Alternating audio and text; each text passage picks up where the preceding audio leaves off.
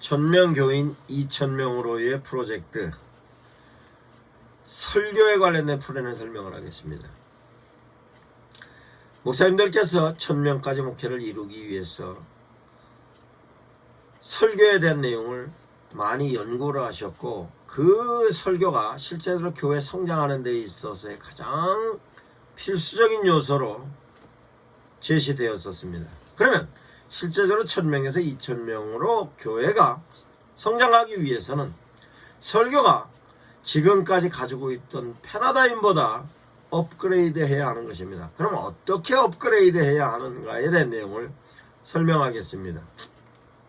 1000명까지는 교회의 성향을 비추어 보면 그 교회마다 가지고 있는 경향성이 목사님이 가지고 있는 부분에 있어서로 당신의 경향성에 맞춰져서 지금까지 왔습니다.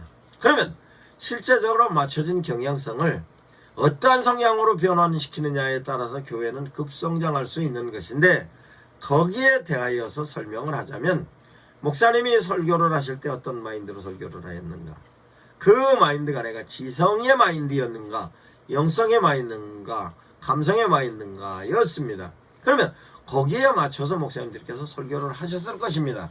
그런데 이제 1000명에서 2000명으로 가기 위해서는 2000명의 성도들을 포용할 수 있을 만한 포용력의 설교를 해야 하는 것으로서, 포용력을 높이는 것은 실제적으로 내가 지성의 목회를 하고 있으면 감성을 첨부해야 하는 것입니다. 영성을 첨부해야 하는 것입니다. 영성의 목회를 했으면 지성을 첨부해야 하는 것이고 감성을 첨부해야 하는 것입니다. 그러면 감성에 있어서는 지성과 영성을 첨부해야 하는 것으로서, 왜 그러냐? 1000명 정도까지는 교인들이 목사님의 성향에 순종하여 따라옵니다만, 실제적으로 이제 규모가 1000명에서 2000명으로 넘어갈 때는 실제적으로 모든 사람들이 가지고 있는 당신의 경향성을 조합할 수 있는 포용력의 목회를 하였을 때 가능해지는 것입니다.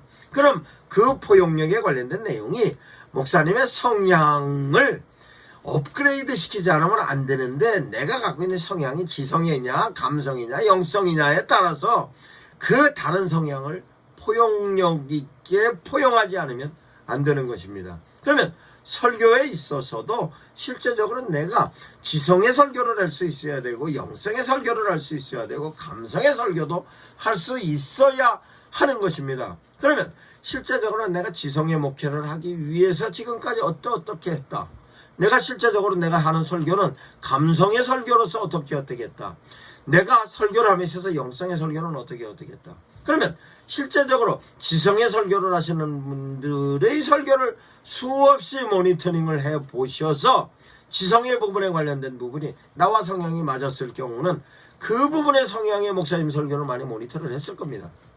역시 감성적인 목회를 하시는 분들은 감성적인 성향의 목회를 하시는 목사님들의 설교를 많이 모니터링을 했을 뿐만 아니라, 영성에 관련된 목회를 하시는 분들은 영성에 관련된 그 목사님들의 설교를 많이 모니터링을 하셨을 겁니다. 그러면 실제로 한국교회 대형교회 목사님들로 우리 선배 목사님들은 영성의 목회를 하시는 분이면 누구, 지성의 목회를 하시는 분이면 누구, 감성의 목회를 하시는 분이면 누구라고 실제적으로 어떤 특정한 목사님들이 설정이 될 것입니다. 그러면 실제적으로 지금까지는 그분의 목사님들을 내가 담고자 여러 가지 부분에 있어서 접촉을 하였고, 지금은 현재로서 유튜브를 통하여서 보면 그분들의 설교를 실제적으로 많이 검색해서 들어가서 그 검색하는 데 대하여서로 충분히 데이터화한 부분으로 목사님들께서 모니터링을 하셨을 것입니다. 그러나 실제적으로 포괄적인 부분에 있어서 포용력이 떨어지면 일반적인 부분으로서 가는 것으로 일방향의 성향과 경향성을 띤 목회가 될 것입니다. 그러면 포용력 있는 목회를 하기 위해서는 내가 지성의 목회를 하셨다 하면 지성에 관련된 부분에 감성적인 목회에 대한 내용을 메시지로 도입해야 합니다. 그래야 감성에 관련된 부분으로서로 욕구를 갖고 있는 사람을 수용할 수 있는 것입니다. 그러면 영성에 관련된 부분도 역시 마찬가지입니다. 그러면 실제적으로 현재 한국 교회는 어떤 형태로서 교회가 목회가 진행이 되고 있느냐에 대한 것은 과거에는 지역적인 한계를 띠고 있었습니다. 목사님의 성향에 따라서도 같습니다. 그러나 지금은 AI 시대입니다. SNS만 열면 어떤 목사님이든 목사님에 관련된 내용을 교인들이 성향을 찾아갑니다. 그 성향을 찾아가는 데 있어서 당신의 성향에 맞게 찾아가고 있기 때문에 실제적으로 교회가 지금까지 움직였던 경향성이 70년대, 80년대, 90년대, 2000년, 2010년 달라지는데, 그러면 교회가 현재 1000명 교인이어서 2000명으로 가기 위해서는 현재 달라진 분위기를 전적으로 이해하고 이해되어졌던 데 대하여서 목사님의 설교가 그 이해되어졌던 부분을 포용할 수 있을 만큼 설교가 업그레이드 되지 않으면 안 되는 것입니다. 그러면 실제적으로 나와 경향성이 같은 사람만 교인으로 갈 것이냐 라고 하면, 그러면 실제적으로 나의 1000명 교회에서 2000명으로 확장하는 데 있어서의 대상의 폭을 좁히는 것입니다. 그러면 넓히는 부분에 있어서로는 말씀드렸듯이 지성이면 감성과 영성을 첨부하고, 영성이면 지성과 감성을 첨부하고, 감성이면 영성과 지성을 첨부하는 부분에 있어서 많은 사람들을 향하여서 그 부분이 어필될 수 있게 해야 하는 것이며, 왜 그러냐? 전도자들이 현장에 나가서, 우리 교인들이 전장에 나가 전도를 할 때 모든 사람들을 포용할 수 있을 만한 메시지의 폭이 넓지 않으면 실제로 빠른 시간 내에 성장할 수 없는 것입니다. 그러면 어떻게 하느냐? 내가 지성의 목회를 갖고 있으면 영성에 관련된 목회를 하고 계시는 분들의 설교에 관련된 경향성에 대한 내용을 충분히 검토를 해보셔야 할 것입니다. 그러면 충분히 검토를 하시는 데 있어서 지금까지 내가 참고했던 목사님과 다른 성향의 목사님들 지금부터는 참고하셔야 할 것입니다. 그러면 내가 지성의 설교를 하고 있었으면 지성의 부분에 있어서는 이미 나에게 많이 익숙해져 있고 나는 그런 부분에 접근하는데 굉장히 쉽습니다만, 다른 성향을 갖다 끼워 붙이려면 실제적으로 다른 성향이 첨부가 되는 데 대한 내용은 상당히 어렵습니다. 내가 그 부분에 있어서에 익숙하지 않습니다. 그런다 할지라도 그 부분에 있어서 끊임없이 내가 접촉을 하여서 그 부분에 가지고 있는 부분에 있어서의 내용을 첨부하지 않으면 안 됩니다. 그러면 첨부되어졌던 데 대하여 영성이면 영성으로서, 지성이면 지성으로, 감성이면 감성으로서 찾아가면 찾아집니다. 그러면 실제적으로 내가 어떤 노력을 통하여서 그 내용이 실제적으로 접근이 되었고, 접근이 되어졌던 것이 설교에 있어서 첨부되었느냐에 따라서 실제적으로 현재 교인들이 목사님의 설교를 바라보는 것도 달리 바라볼 뿐만 아니라 달리 바라본 것을 통하여서 실제적으로 당신이 가지고 있었던 부분에 있어서 확신이 더 서는 것입니다. 그러면 확신이 더 서면 실제적으로 그 내용을 가지고 현장에 나가서 전도를 하는 데 있어서 효과적으로 전도를 하는 것으로, 전도를 어떤 프로그램을 통해서 전도도 하지만 실제적으로 1000명에서 2000명 규모로서의 교회인 경우는 실제적으로 교회에 대한 자긍심도 있고 목사님에 관련된 내용으로서의 자긍심도 가지고 있기 때문에 실제적으로 전도하는 방법이 아주 효과적으로 구체적이다 하지 않다 할지라도 현장에서, 삶의 현장인 직장에서, 가정에서, 사회에서 은연중에 나는 그 교회 교인으로서로 표현하고 있는 것으로, 그 표현에 관련된 내용이 실제로 하나님의 메시지로 내 삶에 적용되어졌던 내용이 표시가 되는 것임으로써 실제적으로 교인들이 교회에 가지고 있는 전체적인 부분이 교인들은 이미 당신이 전도의 내용으로 활용을 하고 있습니다. 그러면 그와 같은 부분에 있어서 목사님의 설교를 효과적으로 하는 데 있어서는 이제는 그 지역적인 면에 있어서 데이터를 통해서 지역적인 부분에서 이제 업그레이드 되어서 보다 많은 지역을 품는 데 있어서에 대한 내용이 단순히 장소적인 지역적인 부분이 아니라 지금은 SNS만 열면 열어지는 부분에 있어서로 얼마든지 당신이 필요한 데이터를 검색해서 들어옵니다. 그러면 실제로 교인들이 현장에 나가서 우리 교회는 이렇다, 우리 목사님이 이렇다고 제시를 하면 그 사람이 관심이 있으면 SNS를 통하여서 교회를 분석해 봅니다. 그 교회 프로그램은 어떤 프로그램이 있고 그 교회에서 가지고 있는 부분에 있어서의 경향성은 어떤 경향성을 띠고 있다. 그와 관련된 부분에 나와 성향이 맞는다 라고 했을 때에 오는데, 그러면 실제적으로 교회에서 만드는 홈페이지를 통하여서 찾아 들어오기도 합니다. 홈페이지는 벌써 단계를 거쳐집니다. 그러면 실제적으로 사람들이 가장 쉽게 들어오는 것은 유튜브를 통해서 들어옵니다. 그러면 유튜브를 통해서 열었을 때는 실제적으로 교회 프로그램이 전체적인 프로그램이 보이는 것이 아니라 목사님의 설교가 프로그램 보이는 것입니다. 그러면 목사님의 설교가 내가 실제적으로 교회 다녔던 사람이 검색해서 들어왔을 때는 자기와 경향성이 맞는가, 내가 추구하는 성향에 관련된 내용으로 맞아지는 것인가, 뿐만 아니라 실제적으로 목사님께서 제시하시는 하나님의 메시지를 설교를 통해서 충분히 내가 갖고 있는 호감적인 부분에서 일치하는가, 이에 관련된 내용이 접점을 찾지 않으면 실제적으로 전도가 되는 부분에서 힘든데, 실제적으로 전면까지의 교회 목회를 하셨던 분들은 지금 제가 설명하고 있는 부분에 있어서 하나님의 메시지의 내용을 충분히 이해가 가실 뿐만 아니라 충분한 업그레이드 시킬 수 있을 것입니다. 그러면 그 부분에 있어서 지성과 감성과 영성의 조화로운 부분과 그 조화로움에 따라서 가지고 있는 부분에 있어서로 부족한 부분이 보완이 됐고, 보완이 됐던 부분이 실제적으로 바깥에 표출되는 것은 유튜브를 통하여 목사님의 설교에 있기 때문에 그 설교에 대한 내용이 충분히 전해들이 수용할 수 있을 만큼 업그레이드 되지 않으면 안 되는 것입니다.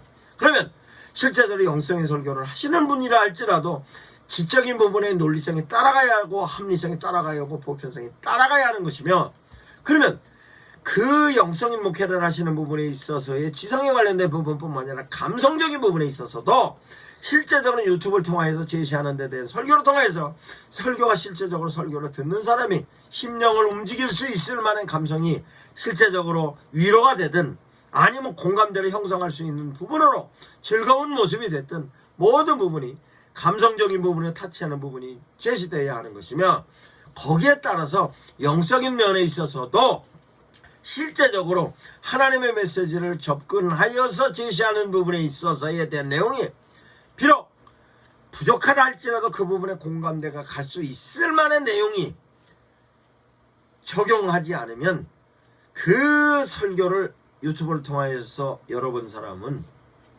내가 갖고 있는 부분에 충족하지 않으면 유튜브는 그 자리에 꺼버지는 것입니다. 그러면 실제적으로 목사님들께서 지금까지의 성도들은 앉아서 예배드려서 현장으로 나와 또 예배드리는 사람들이기 때문에 다소 나와 생각이 다른 목사님, 다른 하나님의 메시지가 선포됐다 할지라도 앉아있는 것이지만, 실제적으로 SNS를 통하여 목사님의 설교를 보고 있는 사람의 경우에는 내가 갖고 있는 부분에 있어서의 정서와 맞지 않으면 바로 돌아가는 것입니다. 그러면 그 사람들의 정서를 끊임없이 끌어들이기 위해서는 내가 설교를 어떻게 해야 하는가에 대한 내용을 반드시 이해해야 할 것입니다. 그러면 실제적으로 어떻게 해야 하는가에 대한 내용을 설명을 하자면, 설교를 교회 인사이드로 할 때의 설교와 교회 아웃사이드로 할 때의 설교는 달라져야 하는 것입니다. 그러면 인사이드로 교인들을 상대로 하였을 때의 설교는 지금까지 성향으로서 해도 성도들은 감동을 합니다. 지금까지 설교를 그 경향성에 띈 설교로 하면 성도들은 전혀 부담 없이 수용을 합니다. 왜? 익숙해져 있기 때문에. 그러나 교회 아웃사이드로 일반인들을 향하여서 설교를 하였을 때는 반드시 설교를 업그레이드 시켜야 하는 것으로서 교회 교인들을 향하여서 제시하였던 설교의 경향성을 넘어서지 않으면 그네들을 교회로 수용할 수 없는 것으로, 교회 인사이드 설교와 교회 아웃사이드 설교는 목사님들께서 반드시 숙지하셔야 할 것입니다. 그러면 실제적으로 교회에서 현재 한국교회에서 급성장하는 교회는 어떻게 유용이 되었는가, 이 부분에 있어서 설교에 포커싱이 맞아 있는 목사님들의 경우 많은 사람들이 SNS를 통하여 검색해서 그분의 설교를 통하여서 당신의 갖고 있는 욕구 부분을 충족시켰습니다. 그래서 조회수가 늘어나고, 조회수가 늘어난다는 얘기는 그 설교를 집중적으로 많은 사람들이 본다는 얘기고, 집중적으로 보는 사람이 늘어나는 것만큼 그 목사님의 설교의 영향성을 따라가는 것입니다. 이게 한국교회의 설교로서 만들어진 경향성으로 성장하는 한국교회의 성장의 패턴입니다. 그러면 실제적으로 내가 설교를 함에 있어서 그러면 수평교인으로 딴 교회 다니던 분들이 우리 교회로 오는 것이냐, 이와 같은 부분에 있어서 목사님들이 참으로 고민해 내야 할 것입니다. 제가 존경하고 계신 어떤 목사님이 있습니다. 그 교회가 대형 교회입니다. 설교에 있어서 우리나라에서는 나름대로 명설교회라고 얘기합니다. 그분이 이런 말씀을 해줍니다. 우리 교회 교인은 70%가 바깥에서 온 사람입니다. 저는 그렇게 생각하지 않았습니다. 70%가 아니라 90% 그 이상이 될 수도 있다고 생각합니다. 고민한다고 하셨어요. 그래서 우리 교회는 단교회 교인들을 받는 데는 실제적으로 그 부분을 저희가 자제하겠습니다라고 얘기를 합니다만, 자제가 됩니까? 안 됩니다. 그러면 어떻게 하여야 할 것인가? 그러면 기존의 1000명 교회에서 2000명으로 가는 데 있어서로 어떻게 하면 다른 교회 교인들보다는 하나님을 믿지 않고 있는 불교인들, 하나님을 믿지 않고 있는 유교인들, 하나님을 믿지 않고 있는 다른 종교를 갖고 있는 사람들 내지는 종교가 없는 사람들 어떻게 포용할 것인가에 대한 내용은 설교로 고민해야 합니다. 그 고민하는 데 대하여서는 비교 종교학적인 연구가 필요하고, 뿐만 아니라 일반적인 사회학적인 요소, 인문학적인 요소, 심리학적인 요소, 이와 같은 모든 데 대한 내용이 설교로서 표출이 되지 않으면 다른 종교를 갖고 있는 분들, 무신론자들, 교회에 포용하는 데 있어서는 문제가 있습니다. 그러면 설교에 있어서 전반적인 내용을 목사님들께서 어떻게 이해를 하셨는지, 그 이해하신 부분에 있어서 세밀한 부분은 섹션으로 정리해 놓은 것을 차용하셔서 실제적으로 목사님들께서 그 자료를 통하여서 당신의 설교를 업그레이드 시키지 않으면 한국교회에 관련된 비전으로 안타까움이 있습니다. 그러면 지금부터 목사님들 설교를 반드시 패러다임 전환을 통해 업그레이드 시키시기 바랍니다. 조금 더 소상히 설명하자면 당신이 갖고 있는 마인드를 부족한 부분은 채우셔야 합니다. 뿐만 아니라 채우시는 부분에 있어서 지성인과 영성인, 감성인과 채워야 합니다. 그 채워야 하는 것은 통찰력으로, 공감대로, 표현력으로 채워야 하십니다. 뿐만 아니라 그와 같은 데 대한 내용이 실제적인 부분에 있어서로 통찰력과 공감력과 표현력에 따른 부분도 기능적인 부분에 있어서까지도 효과적으로 업그레이드 시켜야 하며, 사회적인 부분에 있어서도 지금은 주먹구구식 때가 아닙니다. 단순하게 오프라인만이 아니라 온라인에 관련된 모든 부분에 있어서 온라인이 유튜브는 어떤 역할, 페이스북은 어떻고, 줌은 어떠며, 밴드는 어떻고, 카카오톡은 어떤지 특성에 따라서 적용할 수 있는 다양한 콘텐츠와 프로그램이 실제적인 부분에 있어서 조화로울 때만 교회가 성장할 수 있는 것입니다. 이 내용을 목사님들께서 숙지하셔서 실제적으로 성장하는 교회로서 빠른 시간에 교회 성장을 이루시기 바랍니다.